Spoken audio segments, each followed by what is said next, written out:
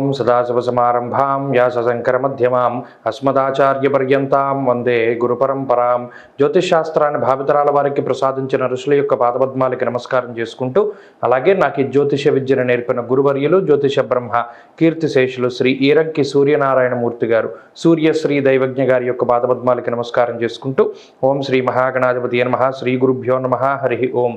వీక్షకులందరికీ నమస్కారం. జనవరి నెల 28వ తారీఖు లగాయితూ ఫిబ్రవరి 3వ తారీఖు వరకు ఉండేటువంటి గ్రహగతుల ఆధారంగా ద్వాదశ రాశుల వారికి ఈ వారం ఏ విధమైనటువంటి శుభాశుభ ఫలితాలు కలగబోతూ ఉన్నాయో ఈ కార్యక్రమం ద్వారా తెలుసుకుందాం. అందులో భాగంగా ఈ వారం ఉండేటువంటి గ్రహగతులను గమనిద్దాం. ఈ వారంలో గురుగ్రహం మేషరాశి యందు సంచారం చేస్తూ ఉండగా, కేతువు కన్యా రాశి యందు, అలాగే ధనురాశి యందు కుజగ్రహము, శుక్రగ్రహము, బుధగ్రహము సంచరిస్తూ ఉండగా, మకర రాశి యందు రవిగ్రహము, కుంభమందు శనేశ్వరుడు, మీనమందు రాహుగ్రహం సంచారం చేస్తూ ఉన్నారు. అలాగే చంద్రుడు సింహము, కన్య, తులారాశుల యందు ఈ వారంలో సంచరించబోతూ ఉన్నారు. ఇటువంటి పరిస్థితుల్లో ద్వాదశ రాశుల వారికి ఏ విధమైనటువంటి శుభాశుభ ఫలితాలు కలగబోతున్నా తెలుసుకుందాం.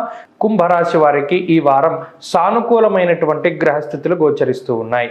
మరీ ముఖ్యంగా లాభస్థానమందు కుజగ్రహం కానీ, బుధుడు కానీ, శుక్రుడు కానీ అనుకూలిస్తూ ఉండడం, రాశికి 2వ స్థానమందు రాహువు అనుకూలిస్తూ ఉండడం, చంద్రబలం ఉండడం వెరసి 5 గ్రహాల తాలూకు శుభ ఫలితాల వల్ల ఈ వారంలో కూడా అనుకున్నటువంటి పనులన్నీ కూడా సజావుగా పూర్తయ్యేటువంటి పరిస్థితులు గోచరిస్తూ ఉన్నాయి. మరీ ముఖ్యంగా కుటుంబ సంబంధమైనటువంటి వ్యవహారాలు, కుటుంబ సభ్యుల్లో ఎవరికైనా శుభ కార్యక్రమాలు జరగవలసి ఉంటే ఆయా కార్యక్రమాలు దిగ్విజయంగా ముందుకు సాగుతూ ఉండడం, సంతానం అభివృద్ధి కలుగుతూ ఉండడం, వంశాభివృద్ధి జరగడం, అలాగే దూర ప్రాంత నివాసం చేసేటువంటి వారు ఎవరైతే విదేశాల్లో నివాసం ఉంటూ ఉన్నారో వారికి ఈ గ్రహస్థితి శుభ పరిణామాలను కలగజేస్తుంది. ఇల్లు కట్టుకోవడమో, ఉద్యోగంలో స్థిరత్వం ఏర్పడమో, లేదా అక్కడ ఏదైనా నివాసం ఉండడానికి తగినటువంటి ఏవో గ్రీన్ కార్డులు అవి అంటారే, అలా గుర్తింపు లభించడం లాంటి అంశాలన్నీ కూడా కుంభరాశి వారిలో కనబడుతూ ఉన్నాయి. అయినప్పటికీ వీరికి కొద్దిగా బద్ధకం ఎక్కువగా ఉంటుంది.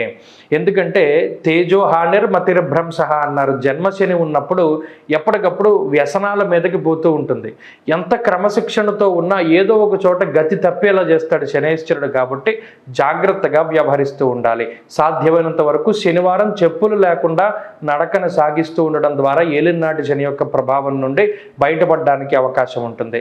ప్రత్యేకించి ఈ వారంలో అటు ఆర్థిక పరిస్థితులు బాగున్నాయి, శుభ కార్యక్రమాలు జరగడానికి, అలాగే వ్యాపారాభివృద్ధి జరగడానికి, కొత్తగా వ్యాపారాలు ప్రారంభించడానికి, లేదా కొత్త ఉద్యోగాన్ని వెతుక్కోవడానికి, కొత్త ఉద్యోగంలో చేరడానికి ఇటువంటి పనులన్నీ కూడా కుంభరాశి వారికి అనుకూలంగా ఉన్నాయి. కుటుంబ సభ్యుల యొక్క ఆరోగ్య పరిస్థితులు మెరుగ్గా ఉంటాయి. కుటుంబ సభ్యుల యొక్క సహాయ సహకారాలు లభిస్తూ ఉంటాయి. ఏదైనా ఒక కొత్త పని చేయడానికి అనుకోని విధంగా ఇంట్లో వాళ్ళు మీకు సహాయపడుతూ ఉంటారు. ఇది ఒక మానసిక ఆనందాన్ని కలగజేస్తూ ఉంటుంది. చిరకాలంగా మీకు ఉన్నటువంటి కోరికలన్నీ కూడా నెరవేరుతూ ఉంటాయి. ఒక ఇల్లు కొనుక్కోవాలనో, ఒక కారు కొనుక్కోవాలనో, వాచి కొనుక్కోవాలనో, కెమెరానో, మొబైల్లో ఏదో ఇలా వస్తువులు, వస్త్రాలు, గృహాలు, స్థలాలు, అలంకరణలు ఇలా ఏదైనా సరే వాటిని కొనుగోలు చేయడానికి అవకాశం ఉంటుంది. అయితే బంధువుల రీత్యా కొంత ధనాన్ని ఖర్చు పెడతారు. స్థానచలనానికి అవకాశం ఉన్నది. ప్రయాణాలు అధికంగా చేయడానికి అవకాశం ఉంటుంది. విద్యార్థులకి ఈ వారంలో పరిస్థితులు సానుకూలంగా ఉన్నాయి. విద్యాభివృద్ధికి అవకాశం ఉంటుంది. అలాగే స్త్రీలకు ప్రత్యేకించి ఈ గ్రహస్థితి మానసిక ప్రశాంతతకి కారణమవుతుంది. కుంభరాశి వారి యొక్క గ్రహగతులు ఈ వారం అత్యద్భుతంగా గోచరిస్తూ ఉన్నాయి. మరింత అనుకూలమైనటువంటి ఫలితాలను సాధించడానికై ఆంజనేయ స్వామి వారి యొక్క ఆరాధన చేయడం చెప్పదగినటువంటి సూచన. ప్రత్యేకించి ఆంజనేయ అష్టోత్తర శతనామావళి స్తోత్రాన్ని పారాయణం చేస్తూ ప్రతిరోజు ఆంజనేయ స్వామి వారి సింధూరాన్ని ధారణ చేయాలి. అలాగే ఈ వారంలో కలిసొచ్చేటువంటి రోజు మంగళవారంగా చెప్పవచ్చును. అదృష్ట సంఖ్య 9, అదృష్ట వర్ణము ఎరుపు. తదుపరి మీనరాశి.